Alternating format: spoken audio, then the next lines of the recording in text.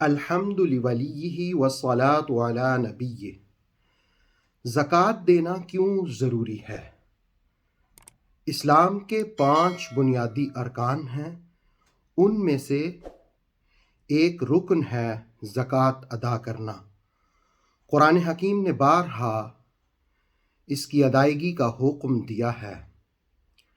بخاری شریف کی حدیث ہے، حضرت ابو ہریرہ رضی اللہ تعالیٰ عنہ روایت کرتے ہیں، رسول پاک صلی اللہ علیہ وسلم نے فرمایا، وہ شخص جس کو اللہ رب العالمین نے مال عطا فرمایا اور وہ اس کی زکوٰۃ نہ ادا کرے تو قیامت والے دن وہ مال اس کے گلے کا طوق بنا دیا جائے گا اور وہ اسے ڈسے گا۔ پھر رسول کریم صلی اللہ علیہ وآلہ وسلم نے سورہ آل عمران کی 180 نمبر آیت کی تلاوت فرمائی، وَلَا يَحْسَبَنَّ الَّذِينَ يَبْخَلُونَ بِمَا آتَاهُمُ اللَّهُ مِنْ فَضْلِهِ هُوَ خَيْرًا لَهُمْ بَلْ هُوَ شَرٌّ لَهُمْ سَيُطَوَّقُونَ مَا بَخِلُوا بِهِ يَوْمَ الْقِيَامَةِ۔ وہ لوگ جو بخل کرتے ہیں اس کے ساتھ جو اللہ نے انہیں اپنے فضل سے عطا فرمایا، وہ یہ گمان نہ کریں کہ یہ ان کے لیے بہتر ہے، بلکہ یہ ان کے لیے بہت برا ہے، اس لیے کہ وہ اس کے حقوق ادا نہیں کرتے۔ قیامت والے دن ان کے گلے میں طوق ڈالا جائے گا جس کے ساتھ وہ بخل کرتے ہوں گے۔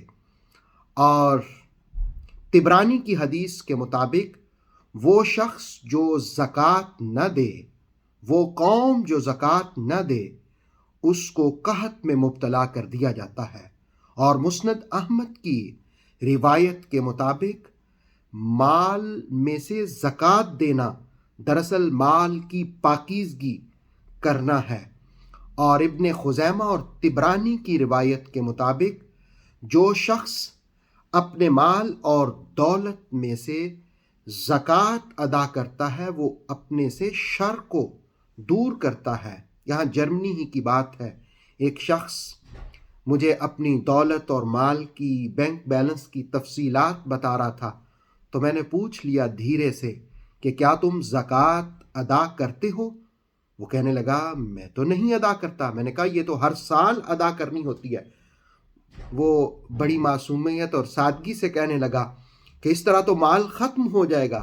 میں نے کہا زکوٰۃ دینے سے مال ختم نہیں ہوتا، بلکہ مال کے اندر برکت ہوتی ہے۔ اللہ رب العالمین ہمیں ہر سال جو صاحب نصاب ہیں ان کو زکوٰۃ کی ادائیگی کی توفیق عطا فرمائے۔ اتھینٹک اسلامک نالج کے لیے دیکھتے رہیے نور وحی YouTube channel. Please like, subscribe and share.